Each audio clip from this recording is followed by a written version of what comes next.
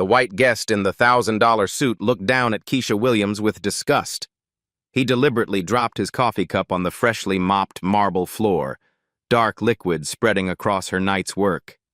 "She'll get it," he told his companion, not bothering to lower his voice. "That's what they're for." Keisha kept her eyes down, reaching for her mop. At 3:47 a.m. in Manhattan's most exclusive hotel, she was invisible to everyone who mattered. Her rubber-soled shoes whispered against polished stone while guests' Italian leather clicked with authority. The security guard followed her movements on his monitor, eyes narrowed with suspicion despite her employee badge hanging clearly visible. Through her earbuds, a Japanese podcast discussed business etiquette. Jennifer Hayes, the assistant manager, swept past without acknowledging Keisha's quiet, "Good morning." The woman pushing that squeaky cleaning cart held secrets no one would ever imagine. Have you ever been invisible in a place where you work every day? 6 hours later, chaos erupted in the Meridian Grand's marble lobby. Hiroshi Tanaka, CEO of Japan's third-largest tech conglomerate, stood rigid beside his luggage. His flight had landed 3 hours early. The $2.8 billion merger meeting had been moved to 8 a.m. No Japanese interpreter would be available until 10 a.m. General Manager Richard Thornton paced frantically, his phone pressed to his ear. "What do you mean nobody's available? This is a $2.8 billion deal."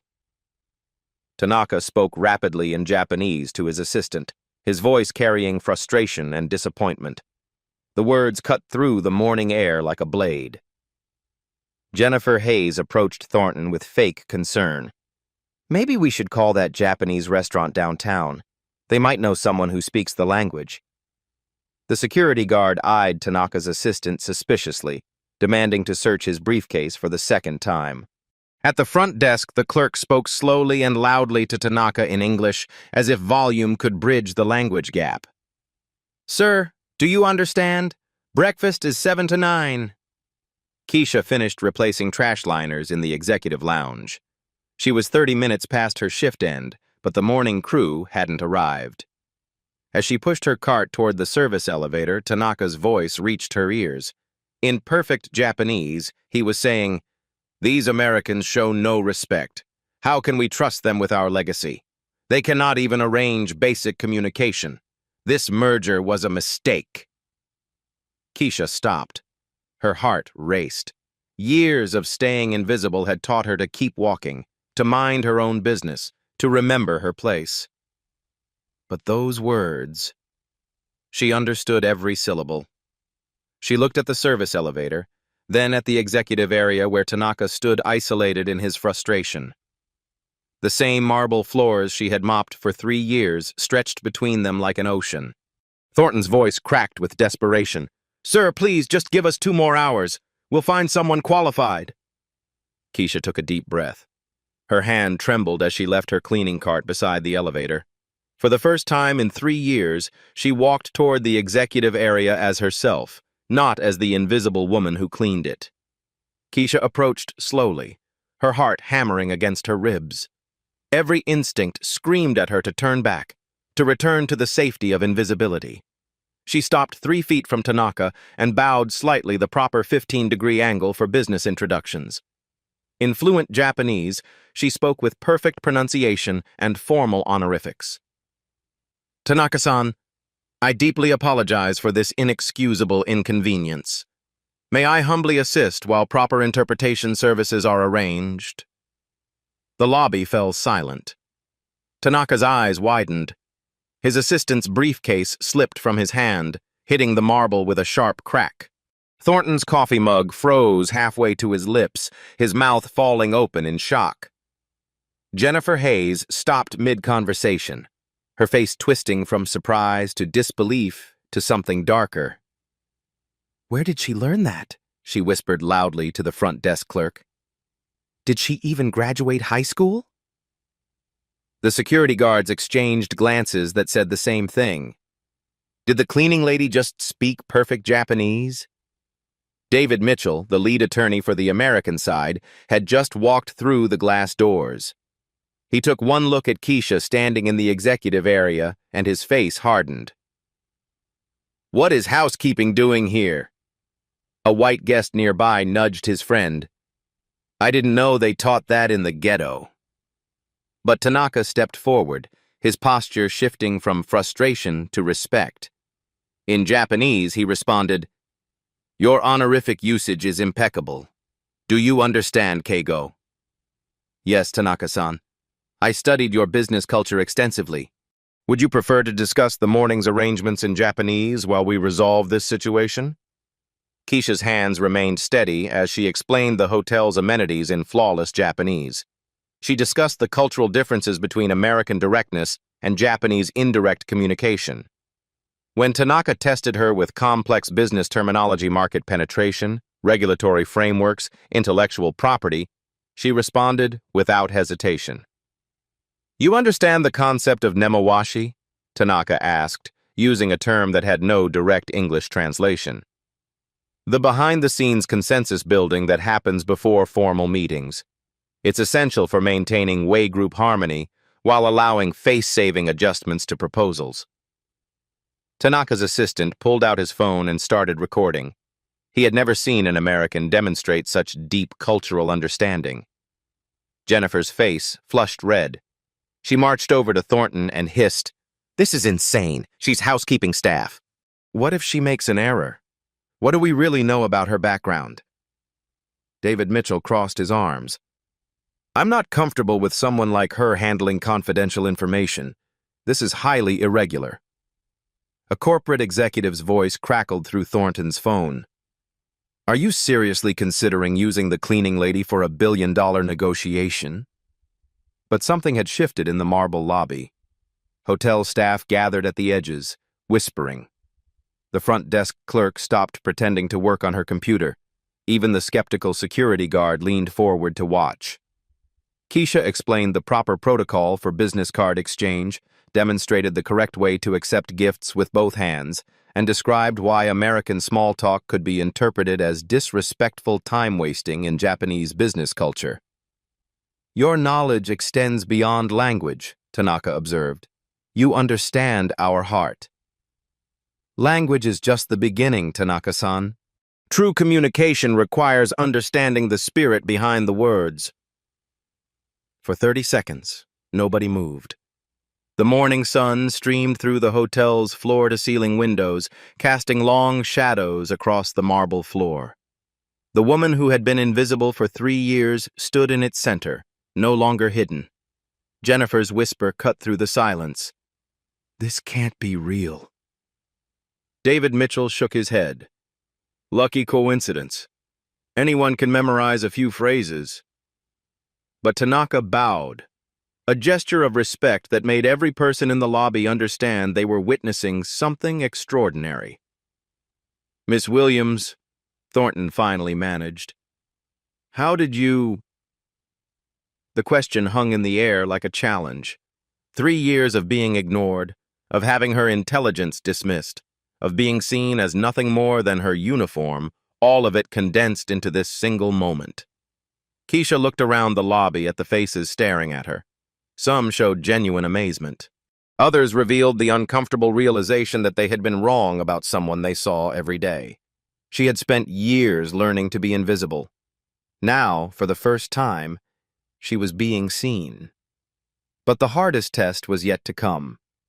As Keisha continued her conversation with Tanaka, explaining the nuances of Japanese business etiquette, her mind drifted to another marble floor, one her mother had scrubbed 20 years ago. She was 12 when she first accompanied her parents to their night-cleaning jobs. Ethiopian immigrants, they worked 3 office buildings to support their family. She watched her father struggle to communicate with building managers, saw her mother's eyes fill with tears when tenants made cruel comments about those people. "They think we're stupid because we're black and our English isn't perfect," her mother had whispered in Amharic one night. "But ignorance isn't about language, my daughter. It's about the heart." That's when Keisha started learning. Spanish for the building supervisors, French for the diplomatic families in their neighborhood, Japanese from library books and online courses, staying up after homework to master pronunciation. Every language she conquered meant one less family would suffer like hers had. At community college, she was the only black student in the linguistics program. Her professor pulled her aside after the first semester. "Languages are for people with different career paths, Keisha. Maybe you should consider something more practical." She graduated with a 4.0 GPA anyway, but practical meant working nights to put her 3 younger siblings through school. It meant hiding her university acceptance letter when she couldn't afford the transfer. It meant watching dreams crumble under the weight of reality. Job interviews ended the moment employers saw her address. Store security followed her when she bought expensive textbooks. Teachers assumed she was in the wrong classroom when she attended language workshops. "Every language I learned meant one less family would suffer like mine did," she thought, as Tanaka nodded approvingly at her explanation of gift-giving protocols. But in America, they only see the uniform, never the mind wearing it. Her worn multilingual dictionary sat hidden in her cleaning cart, pages marked with notes in 5 languages, letters from immigrant families she'd helped tucked between chapters. A community college certificate folded carefully in her locker, never seen by anyone who mattered. "Your understanding runs deep," Tanaka was saying. "This knowledge, where did it come from?" Keisha looked at him. This powerful man who saw her intelligence instead of her uniform. For the first time in years, someone was asking about her mind, not her mop. "From necessity, Tanaka-san, and from hope." The lobby's calm shattered when Tanaka's phone rang. He answered in rapid Japanese, his face growing tense. The Tokyo Board of Directors was demanding an emergency conference call about the merger terms, complex technical negotiations, right now. Thornton's panic returned in full force. "The professional interpreter won't be here for 90 minutes. We can't make the Tokyo Board wait." Jennifer seized her moment, pulling Thornton aside with theatrical concern. "This is insane, Richard. She's housekeeping staff. What if she makes an error? We're talking about confidential corporate information." David Mitchell nodded vigorously. "I'm not comfortable with someone like her handling sensitive legal discussions. What do we really know about her background? These people often exaggerate their abilities." The words hit Keisha like physical blows. These people. Someone like her. The same dismissive language she'd heard her entire life, wrapped in professional concern. But Tanaka was looking at her with something she'd never seen from a white colleague. Genuine trust. In Japanese, he said quietly, "I believe in your ability, young lady. Will you help us?" Keisha's hands trembled slightly. 20 years of being told she didn't belong, didn't have the right credentials, wasn't the right type of person for important things. The voice in her head whispered, "Maybe they're right. Maybe you should stay invisible." Then she remembered her mother's words. "They will try to make you small. Don't help them." "I'll do my best, Tanaka-san." For 20 minutes, Keisha became the bridge between 2 corporate worlds. The Tokyo Board discussed market capitalization, due diligence procedures, regulatory compliance frameworks. She translated seamlessly in both directions, never missing a technical term or cultural nuance. When the Tokyo executives used the concept of nemawashi, she explained to the Americans, "They're referring to the consensus-building process that must happen before formal agreements. In Japanese business culture, the real decisions happen in informal conversations." She prevented a major misunderstanding when the American team's aggressive timeline was interpreted as disrespectful. "They're not trying to rush you," she explained to Tokyo in Japanese. "American business culture values efficiency, but they respect your thoughtful approach." Thornton took notes furiously, his expression shifting from desperation to growing admiration. Even Jennifer watched from the corner, her disapproval wavering into grudging acknowledgement. The hotel staff had gathered in the lobby's periphery housekeeping, front desk, maintenance watching one of their own handle a billion-dollar negotiation with the fluency of a seasoned diplomat. When the call ended, The Tokyo board had agreed to proceed with the morning meeting. The deal was back on track. David Mitchell immediately dismissed the success. Lucky guess. Anyone can repeat words they've heard before. Jennifer's professional mask slipped. We still need a real interpreter for the important meetings. This was just basic communication. A white hotel guest whispered to his companion, affirmative action gone too far. But Tanaka stood and bowed formally to Keisha, a gesture that made everyone in the lobby freeze. In Japanese business culture, this level of respect was reserved for equals. Exceptional work, he said in English, making sure everyone could understand. You captured not just words, but meaning. Keisha's eyes filled with tears she refused to let fall. For 20 minutes, she had been exactly who she was meant to be.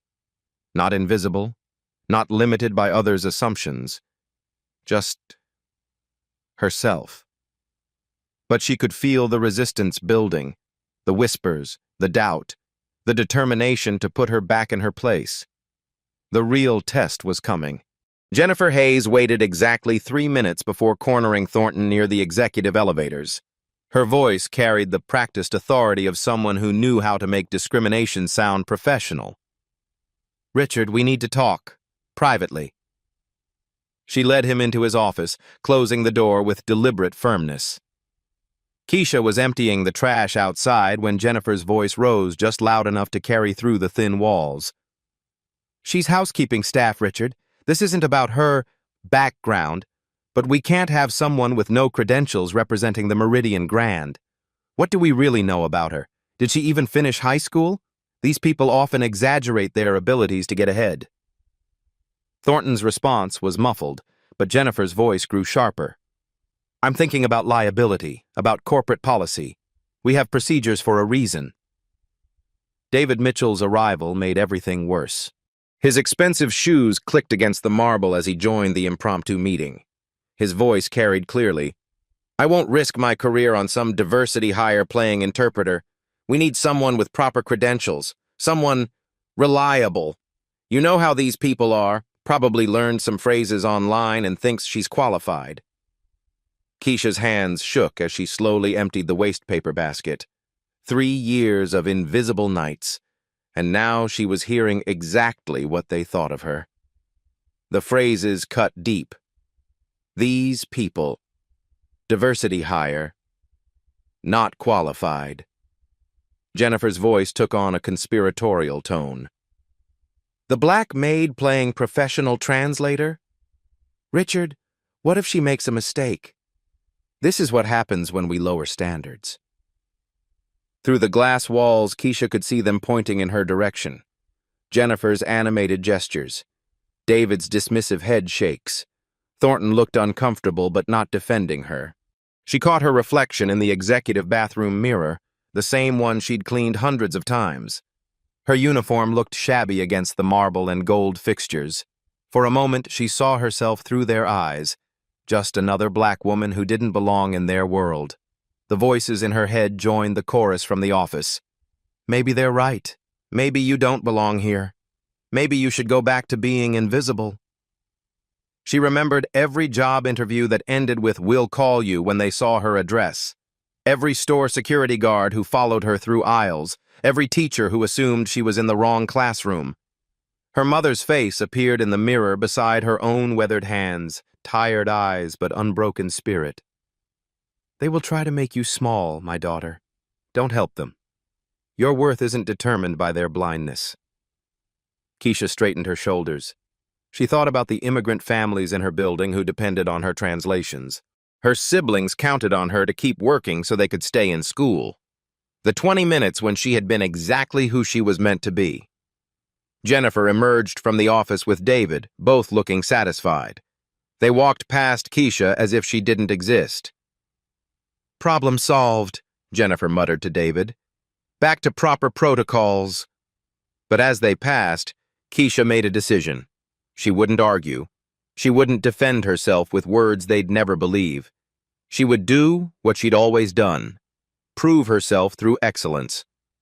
Because in 30 minutes, When the certified interpreter arrived and the real negotiations began, she had a feeling their proper protocols wouldn't be enough. The hotel's future, Tanaka's trust, and 1,800 American jobs hung in the balance. And sometimes, the person everyone underestimates becomes exactly who the moment demands. She finished emptying the trash and walked toward the service elevator. But this time, she carried herself differently. This time, she was ready. The professional interpreter arrived at exactly 9:30 a.m., wheeling a black briefcase and wearing the confident smile of someone with certified credentials. James Peterson had 20 years of experience and charged $300 per hour. Jennifer beamed with relief. Thank God. Finally, a real professional. David Mitchell shook Peterson's hand enthusiastically. At least now we have someone qualified to handle serious business. Keisha watched from her position near the coffee station, refilling sugar dispensers that didn't need refilling. The certified interpreter commanded immediate respect, expensive suit, proper credentials, the right skin color. But 10 minutes into the contract review session, cracks began to show. Tanaka's legal team had arrived with complex amendments involving intellectual property rights and employee retention clauses. The specialized legal terminology challenged Peterson immediately. He stumbled over the Japanese concept of shinrai, deep institutional trust that couldn't be directly translated. He's talking about confidence? Trust? Something like that, Peterson offered weakly. Tanaka's expression darkened. His assistant leaned forward, whispering urgently in rapid Japanese about the misinterpretation. The American legal team grew frustrated with the halting translations. This is taking forever, David muttered. What's the holdup? Peterson missed a crucial nuance about intellectual property sharing that made Tanaka visibly uncomfortable. The CEO spoke sharply to his assistant in Japanese. He doesn't understand the legal implications. This could destroy the entire framework we've built. From her position near the coffee station, Keisha caught every word. The certified interpreter was translating the technical terms correctly, but missing the cultural and legal context that gave them meaning. She hesitated. Jennifer and David had made their opinions clear. This wasn't her place. She should stay invisible. But 1,800 jobs were at stake. Keisha approached Thornton quietly. Excuse me, sir. The interpreter missed something important about the intellectual property clause. Jennifer's head snapped around. What are you still doing here? This is a closed meeting. David's face reddened. This is ridiculous. We're paying for a professional. We don't need commentary from housekeeping. But Thornton, remembering the morning's success, held up his hand. What did he miss? Tanaka-san is concerned about the sharing of core technologies. The interpreter translated shinrai as simple trust. But in this legal context, it means the institutional bond that makes companies willing to share their most valuable assets.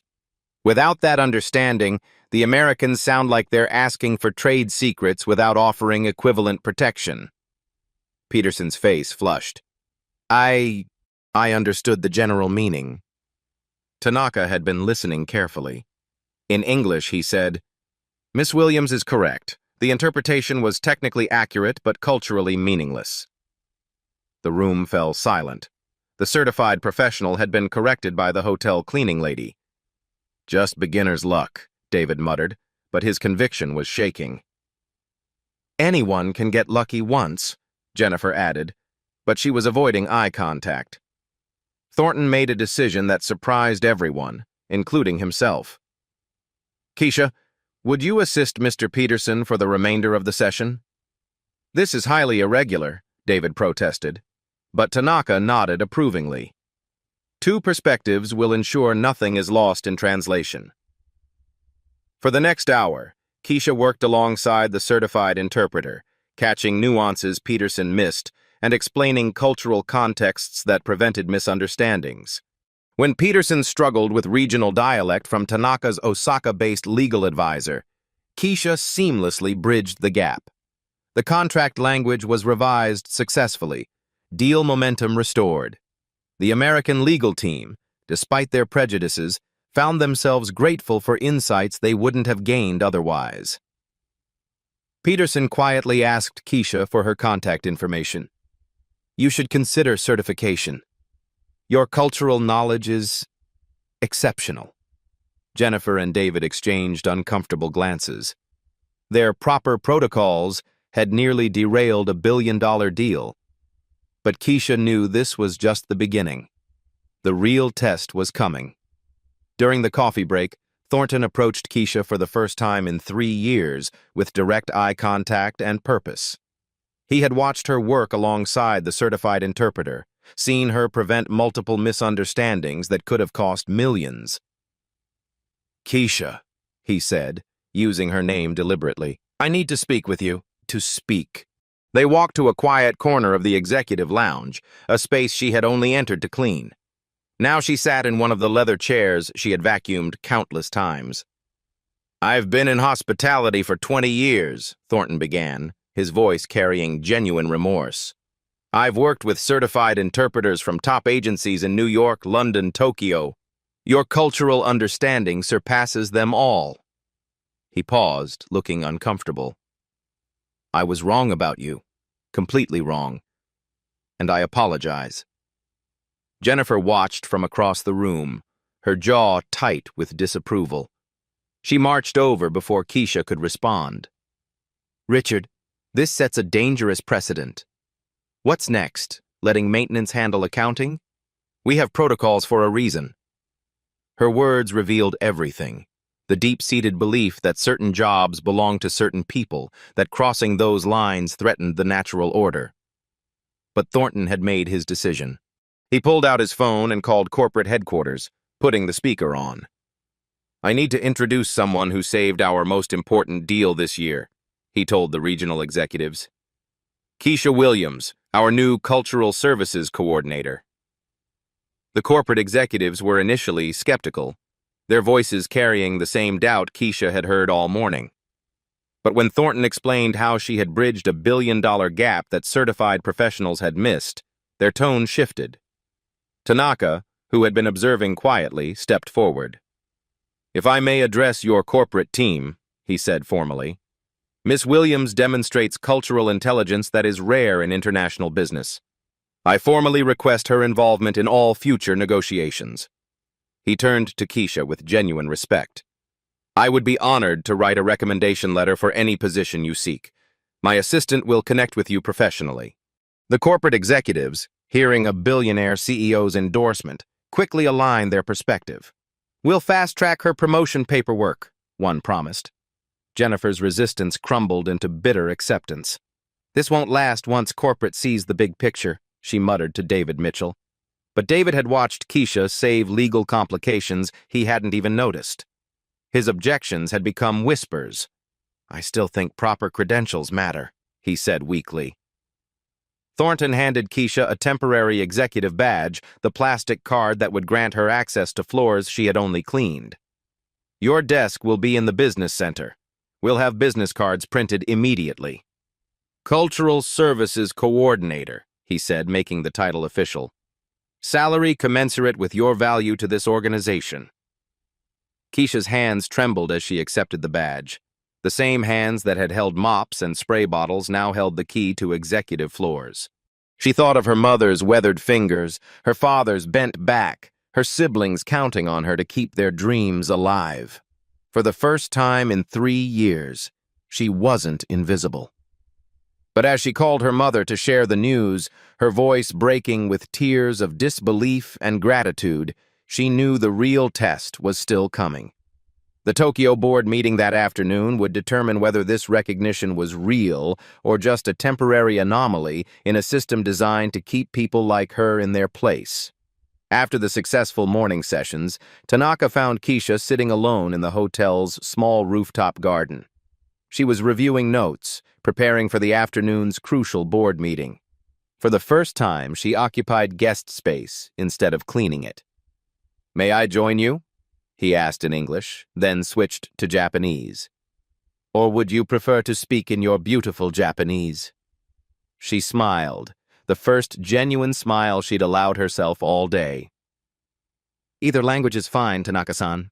He settled into the chair across from her, his formal business posture relaxing into something more human. My father was a factory worker in post-war Japan, he began quietly. When I started business school, professors looked at me with the same doubt I saw in their eyes today. Keisha's pen stopped moving. She hadn't expected this vulnerability from a billionaire CEO. They questioned whether someone from my background belonged in their world. Success comes not from where you start, but from refusing to accept others' limitations on you. The afternoon sun filtered through the garden's glass panels, creating patterns of light that shifted as clouds moved overhead. Neither of them spoke for a moment, comfortable in the shared understanding of being underestimated. In Ethiopia, we have a concept called tizita, Keisha offered. It's bittersweet nostalgia mixed with hope remembering struggle while believing in possibility. Tanaka nodded thoughtfully. In Japan, we call it gammon perseverance through hardship. My daughter faces similar challenges in tech. Gender discrimination in Tokyo is... He shook his head. She reminds me that progress requires people willing to be first. He pulled out his phone, showing a photo of a young woman in a lab coat. She's developing AI applications. Very few people take her seriously. Keisha shared a picture of her 3 siblings in graduation gowns. Community college graduation last spring. I've been working nights to keep them in school. Your sacrifice honors your family, he said with deep respect. Then his tone became businesslike again. My company is expanding into African markets. We need cultural consultants who understand both worlds. I can sponsor your interpreter certification full scholarship for degree completion. Starting salary would be $65,000. The offer hung in the air like a bridge to a different life, but Tanaka's honesty came with it. The position requires moving to Atlanta, and success will require proving yourself repeatedly. Some people will never accept you regardless of your achievements. He handed her his business card with both hands, the highest honor in Japanese culture. She responded with a handwritten thank you note in perfect Japanese calligraphy. This afternoon's board meeting will determine everything, he said quietly. Are you ready? Keisha looked at the city skyline stretching beyond the garden, the same view she had seen through windows she'd cleaned for 3 years. Now she was seeing it as someone with possibilities. I'm ready, Tanaka-san. At 2 p.m., the hotel's largest conference room buzzed with tension. 20 Japanese executives filled the video screens mounted around the room. Board members, regional directors, and legal advisors connecting from Tokyo, Osaka, and Kyoto. The stakes couldn't be higher. $2.8 billion, 2,800 American jobs, and the future of international cooperation. But opposition was building in Tokyo. Shareholders were questioning American cultural sensitivity after recent trade disputes. The merger hung by a thread. The professional interpretation team had returned with reinforcements, 3 certified interpreters with impressive credentials. David Mitchell stood beside them like a guardian of proper protocol.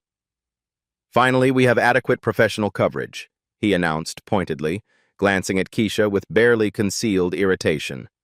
Jennifer nodded approvingly. Now we can handle this meeting with appropriate standards. But when Thornton asked Keisha to lead the interpretation team, Jennifer's mask slipped completely. This has gone too far, Richard. She's housekeeping staff pretending to be professionals. We need real interpreters for a billion-dollar negotiation. David's objection was sharper. I cannot allow housekeeping staff to represent our legal interests. This is career suicide. The corporate executives on the American side looked nervous about liability and irregular procedures. The atmosphere crackled with doubt and resistance. Then Tanaka spoke in English so everyone could understand. I trust Miss Williams more than any certified interpreter I have worked with. Her cultural understanding saved this morning's negotiations. I request her leadership for this session. His words carried the weight of $2.8 billion. Corporate executives deferred to his judgment. David Mitchell's objections reduced to uncomfortable mumbling. Keisha took her position at the head of the conference table, facing 20 video screens filled with skeptical Japanese executives. 90 minutes to prove that 3 years of invisibility had been preparation for this moment. The first challenge came immediately. A board member from Tokyo questioned American diversity policies, suggesting they prioritize political correctness over competence. Shh. His words carried subtle racism wrapped in business language. Keisha translated accurately while maintaining diplomatic balance. She explained American innovation culture versus Japanese precision culture, finding common ground between conflicting philosophies.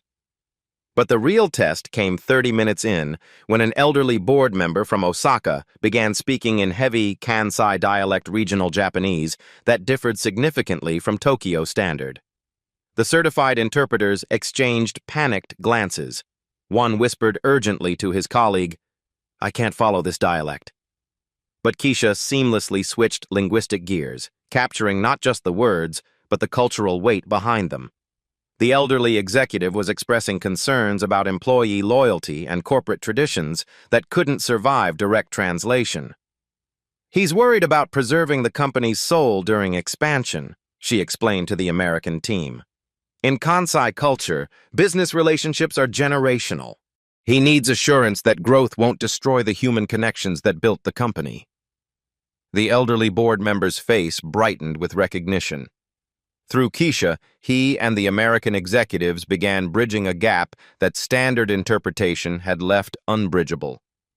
The third crisis emerged during discussions of management structure. Japanese hierarchical systems clashed with American flat organizational models. Tension escalated as both sides defended their approaches. Keisha saw the impasse developing and made a critical decision. She proposed a hybrid structure that preserved Japanese respect for experience while incorporating American innovation flexibility. "What if we created cultural mentor partnerships?" she suggested during a brief pause. Senior Japanese executives paired with American innovators, sharing knowledge in both directions. Both cultures are learning from each other instead of one dominating the other. The room fell silent as both sides considered this unexpected solution. Then came the personal attack that could have destroyed everything. A Japanese board member made a subtle comment about American diversity experiments that implied concerns about lowering standards. The words stung, carrying the same prejudice Keisha had faced all day. Every eye in the room watched her reaction. Would she respond emotionally? Defend herself? Prove their doubts correct? Instead, she translated the comment accurately and professionally, then added, "In both American and Japanese cultures, excellence has many faces. Today's success comes from recognizing talent wherever it appears." Tanaka immediately corrected his colleague in firm Japanese, making clear that such attitudes had no place in modern business. Keisha gracefully translated his correction, de-escalating tension while establishing boundaries. The breakthrough came in the final 30 minutes. Both sides embraced Keisha's cultural exchange program proposal. Japanese executives are excited about learning American innovation techniques. Americans are eager to understand Japanese quality management. Her idea became the central selling point that transformed opposition into enthusiasm. When the final vote was called, 20 board members voted unanimously to proceed. But the victory belonged to more than just the deal. As American executives applauded and Japanese board members bowed respectfully through their video screens, something fundamental had shifted. David Mitchell was clapping despite himself. Jennifer's skepticism had crumbled into grudging respect. Corporate executives who had questioned her credentials were asking for her contact information. The certified interpreters approached her afterward with professional respect. "Your cultural knowledge is exceptional," the lead interpreter admitted. "You should consider formal certification." Hotel staff who had gathered outside the conference room erupted in cheers. The security guard who had watched her suspiciously for 3 years was smiling. Housekeeping colleagues who had worked beside her in invisible silence were crying with pride. But the most powerful moment came when Tanaka stood and formally addressed both American and Japanese executives. Today we witnessed something rare in international business. A bridge between cultures built by someone who understands both worlds. Miss Williams didn't just interpret our words. She interpreted our hearts. The woman who had been invisible for 3 years had become the architect of a $2.8 billion success. As the video screens went dark and the conference room emptied, Keisha sat alone for a moment in the leather chair at the head of the table. The same hands that had pushed cleaning carts now held contracts worth billions. But she knew this was just the beginning. The real work proving that today wasn't an anomaly, but a glimpse of what was possible, was about to begin. The invisible woman had become visible. Now she had to stay that way. The conference room had barely emptied when Tanaka rose from his chair with ceremonial purpose. In Japanese business culture, what happened next was unprecedented. "Before we conclude," he announced to the remaining American executives, "I must formally recognize the architect of today's success." He turned to face Keisha, his posture shifting into the formal stance reserved for the highest honors. "In Japan, we have a saying, 'The nail that stands out gets hammered down.' But sometimes that nail holds the entire structure together." His words carried across the marble lobby as hotel staff gathered. Housekeeping, front desk, maintenance, security. Word had spread through the building like wildfire. Their colleague, the invisible woman who cleaned their workplace, had just saved a billion-dollar deal. Keisha-san showed us that talent has no color, no uniform, no predetermined place. Today, she saved not just a business deal, but taught us about our own prejudices. Thornton stepped forward, still processing the magnitude of what had occurred. Effective immediately, Keisha Williams is promoted to International Cultural Services Coordinator. Salary increases to $52,000 annually, with full corporate benefits and tuition reimbursement for certification programs. The number represented more than money. It was validation that her intelligence had monetary value, that she was worth investing in. Jennifer stood in the back, her face a mixture of defeat and grudging acceptance. The woman she had dismissed as just housekeeping now outranked her in cultural importance to the hotel. David Mitchell had slipped away during the announcement, unwilling to witness the complete collapse of his assumptions. His transfer request to a different project would be approved within the week. He refused to work alongside someone whose success challenged his worldview. But for every person who resisted change, 3 others embraced it. Tanaka approached with a small wrapped package. "In my culture, we honor bridges between worlds with symbols of respect." He unwrapped a silk furoshikiai, traditional wrapping cloth used to carry precious items. "This belonged to my grandmother. She used it to carry her most valuable possessions when my family lost everything in the war. It represents the ability to protect and transport what matters most." Keisha accepted the gift with both hands, the proper Japanese protocol. But her response came from Ethiopian tradition. She invited him to share coffee in her neighborhood community center, the highest honor in her culture. The local business journal photographer captured the moment. Keisha standing between Tanaka and Thornton, no longer invisible, no longer dismissed. The image would spread across social media within hours. "Hotel worker becomes cultural ambassador," read the headline. The story went viral, shared by people who recognized themselves in Keisha's journey, who had felt invisible in their own workplaces. Interview requests poured in from local news stations. The story resonated beyond business. It touched anyone who had been underestimated, overlooked, or limited by others' assumptions. But the most meaningful recognition came from her colleagues. The housekeeping staff gathered in the break room that evening. Their usual dinner circle expanded to include Keisha's new office colleagues. Maria, who cleaned executive bathrooms, revealed she spoke fluent Portuguese and French.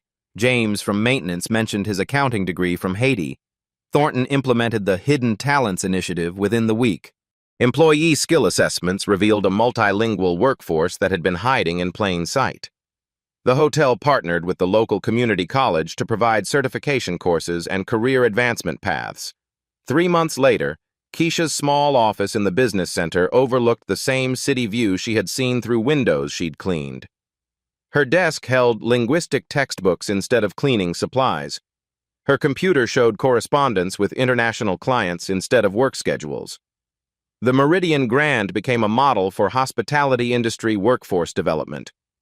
Keisha testified before the city council about immigrant workforce potential. Her TEDx talk, 5 Languages, One Dream, drew over 1 million views. But perhaps the most powerful transformation was visual. The same marble hallways where she had pushed cleaning carts now welcomed her as a professional. The security guard who had watched her with suspicion now greeted her by name. The guests who had once ignored her now sought her cultural expertise. Her mother visited on a Tuesday afternoon, dressed in her finest clothes. She stood in the executive lobby where her daughter now worked, tears streaming down her weathered face. "You did it, my baby," she whispered in Amharic. "You made them see." The Ethiopian Community Center displayed Keisha's business journal photo prominently. Local immigrant families brought their children to meet the woman who proved dreams come true. Her story became shorthand for possibility in a community that rarely saw success stories that looked like them. Tanaka's mentorship continued through monthly video calls. He recommended her to other international companies and opened doors that had been closed her entire life. The scholarship he provided would allow her to complete her bachelor's degree in international business. But success came with realistic limitations. Some guests still looked surprised to see a black woman in the business center. Occasional comments questioned whether she really deserved her position. The hospitality industry's transformation was gradual, often resistant. Jennifer remained at the hotel but was passed over for promotion twice. Her documented resistance to recognizing talent had consequences in a corporate culture increasingly focused on diversity and inclusion. The ripple effects spread beyond one hotel. Other hospitality companies began implementing skills recognition programs. The Bridge Builder Initiative provided scholarships for multilingual service workers across the industry. Keisha became a regular speaker at community colleges, sharing her story with students who looked like her younger self, brilliant, capable, but convinced the world had no place for their talents.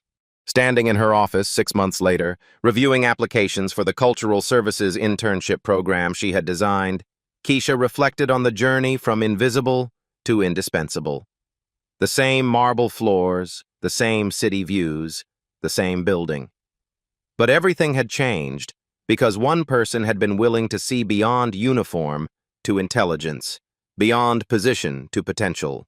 Her worn multilingual dictionary now sat on a bookshelf next to business strategy texts.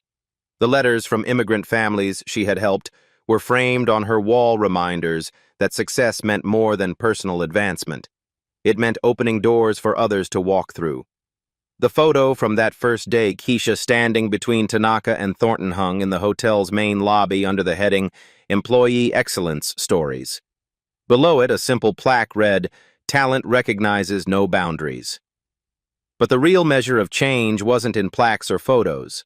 It was in the young Haitian maintenance worker who had enrolled in business classes, the Guatemalan housekeeper who had applied for the interpreter certification program, the Somali front desk clerk who had been promoted to cultural liaison. Keisha had become visible. Now she was making sure others could be seen too. 6 months later, Keisha Williams sat in her small but professional office, reviewing applications for the Cultural Services mentorship program she had designed. Through her window, the same Manhattan skyline stretched endlessly, the view she had once seen only while cleaning glass, now hers to contemplate as a professional. Her desk held a photograph from that transformative morning, herself standing between Tanaka and Thornton, no longer invisible. But more meaningful were the letters stacked beside it, from Maria in housekeeping, now enrolled in hospitality management, from James in maintenance, whose Haitian accounting degree finally mattered, from Ahmad, the Syrian doorman pursuing his engineering certification. The Meridian Grand had become a model for the hospitality industry's Hidden Talents Initiative. Corporate executives toured monthly to study how recognizing existing employee skills increased both retention and customer satisfaction. International client bookings had increased 40% as word spread about the hotel's cultural competency. Keisha's transformation was measured in concrete changes. Her $52,000 salary allowed her family's first apartment without roommates. Her mother had quit her night cleaning job, finally able to rest her weathered hands. Her youngest sister had transferred to a 4-year university, dreams no longer limited by financial reality. But the real victory was systemic. The hotel industry's partnership with community colleges had created pathways for thousands of service workers. Keisha testified before congressional committees about immigrant workforce development. Her TED Talk, 5 Languages, One Dream, had sparked policy discussions in 12 states. Yet challenges remained constant reminders that change comes gradually. Some guests still expressed surprise at seeing a black woman in the business center. Corporate executives occasionally prefaced introductions with subtle disclaimers about her unique background. Success required daily proof of competence that white colleagues never faced. Tanaka's mentorship continued through monthly video calls and quarterly visits. His recommendation had opened consulting opportunities with Fortune 500 companies expanding internationally. The letter of recommendation he wrote had helped her gain acceptance to Columbia's executive MBA program. "Success has made you visible," he reminded her during their last call. "Now use that visibility to change the system." The community impact rippled beyond corporate boardrooms. Ethiopian families brought their children to meet the woman who proved it possible. Local immigrant advocacy groups cited Keisha's story in policy proposals. Community college enrollment among service workers had increased 300% citywide. But perhaps the most powerful change was personal. Standing in the executive bathroom where she had once questioned her worth, Keisha now saw unlimited potential reflected back. The same hands that had held mops now signed consulting contracts. The mind that had been dismissed now shaped international business strategies. Her worn, multilingual dictionary sat on a bookshelf beside Harvard Business Review subscriptions and international law textbooks. The letters from immigrant families she had helped were framed as reminders that individual success must serve collective advancement. The transformation wasn't just hers. It belonged to everyone who had ever felt invisible in their workplace, underestimated because of their accent, their address, or their uniform. Maria had received her hospitality management certification and supervised the housekeeping department's new multilingual guest services program. James had been promoted to facilities coordinator, his engineering expertise finally recognized. The Syrian doorman had started part-time classes in structural engineering. Jennifer Hayes had left the Meridian Grand after being passed over for promotion twice. Her documented resistance to recognizing talent had consequences in a corporate culture increasingly focused on inclusion. David Mitchell had requested transfer to a different project, unwilling to adapt to a workplace where competence mattered more than assumptions. But for every person who resisted change, 10 others embraced the possibility of seeing talent in unexpected places. Keisha's story spread because it reflected universal experiences, being overlooked, underestimated, reduced to surfaces rather than recognized for depth. The comment sections overflowed with similar stories. "I see myself in this. This happened to me." We all have hidden talents waiting for recognition. Next time you encounter someone in a service role, remember Keisha's story. The person serving your coffee, cleaning your office, or delivering your food might be the bridge to solving tomorrow's biggest challenges. Take one moment this week to really see someone who might feel invisible. Learn their name. Ask about their story. Support businesses that recognize diverse talents in all roles. Vote for policies that create pathways for advancement regardless of starting position. Because talent doesn't wear a uniform, but opportunity often does. The woman who was invisible for 3 years had become a beacon for others still waiting to be seen. Her success wasn't just personal, it was proof that when we look beyond assumptions, we discover solutions hiding in plain sight. Change starts with recognition. Recognition starts with you.